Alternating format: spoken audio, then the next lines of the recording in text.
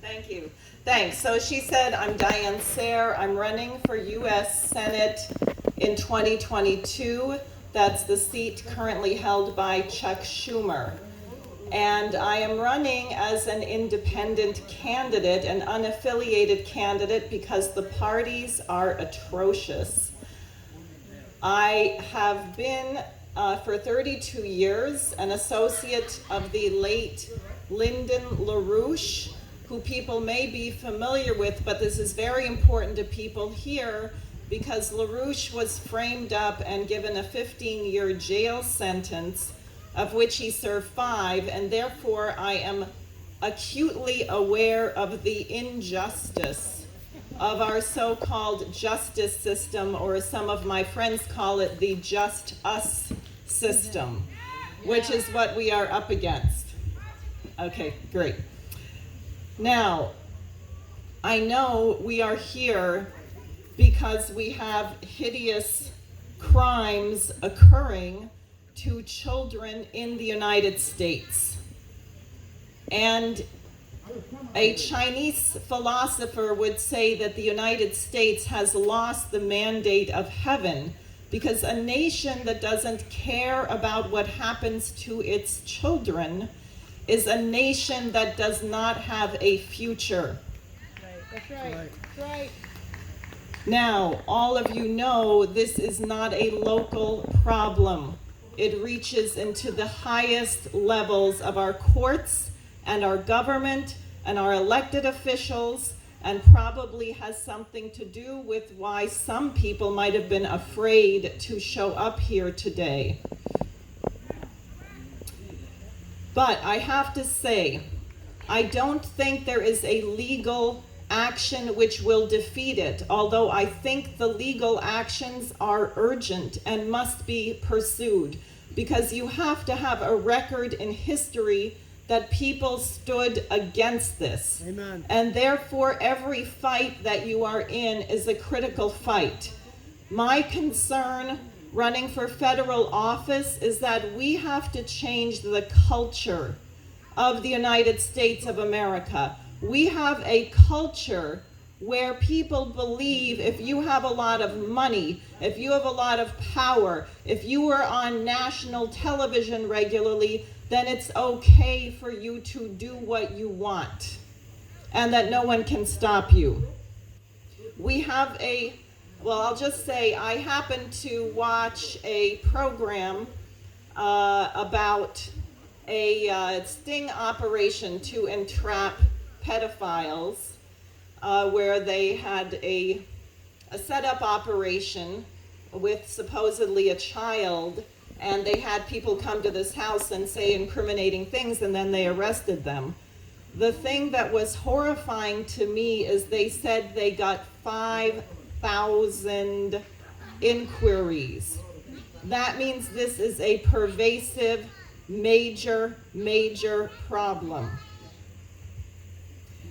Now, on this question of our culture, the most important issue is that we are not animals.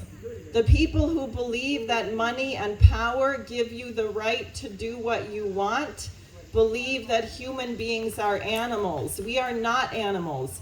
We are children of God. We are created in the image and likeness of God, and governments are instituted to uphold that principle, which is why it says in our Constitution the principle of the general welfare. That is a principle of natural law. Survival of the fittest is not natural law, that's animal law. That's not God's law.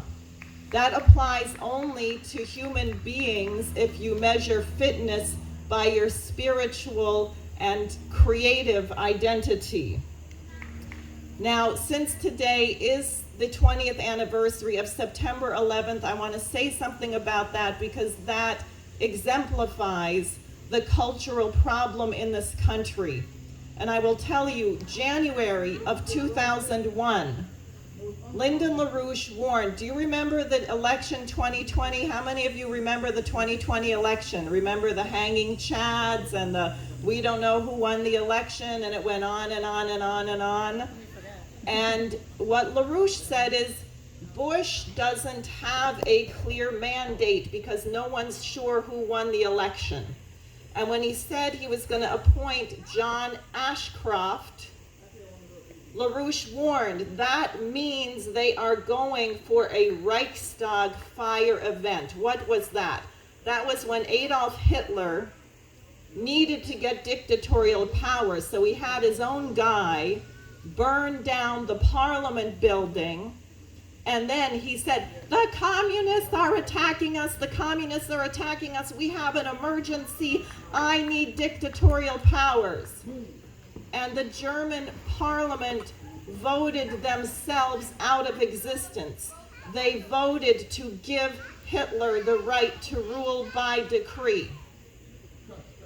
8 months later, LaRouche issued another warning in August of a terrorist attack on Washington, and at the same time, unbeknownst to us, you had people at the NSA, like Bill Binney, Kirk Wiebe, I'm forgetting the names of all of them, who warned. They said, there is going to be a terror attack on the United States, we have the details. And the head of the NSA said, be quiet. So we had 9/11, and what happened? Did we get to the bottom of who did it? No, we blamed some guy with kidney failure in a cave in Afghanistan who could not possibly have coordinated the hijacking of multiple airplanes arranged for the Saudi royal family and Osama's brother to all be flown out of the United States. And then what did we do? We went to war with countries that had not attacked us. We went to war with countries that were not a threat to the United States. Chuck Schumer, who I am opposing, instead of demanding that Robert Mueller, who somehow became head of the FBI 1 week before 9/11, and who covered up for the hijackers and the FBI informant in San Diego who housed 2 of the hijackers, instead of going after Robert Mueller, what did Schumer do? He voted for the war in Iraq. Did Iraq have weapons of mass destruction? No.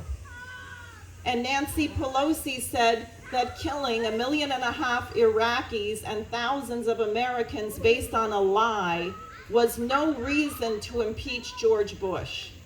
Think about that. Do we have a moral and a cultural problem in our nation when people can vote to kill millions of people and you say this is not an impeachable offense? So we now have children who have only known the United States since 9/11. And the other thing about 9/11, there's a term called crisis management. Do you know what that means? It means we have a crisis, so we can't have a democratic proceeding. We can't have a debate. You just have to do it now. I happen to think the vaccines work. I am vaccinated, but I do not endorse saying you must do it because we have an emergency and you can't debate it and you can't discuss why. That's crisis management. The climate. The world is gonna end in 18 months if you don't stop breathing. If you don't stop driving your car. Don't ask any questions. Carbon dioxide is going to kill us all. We're not allowed to discuss it. You're just ordered to do things.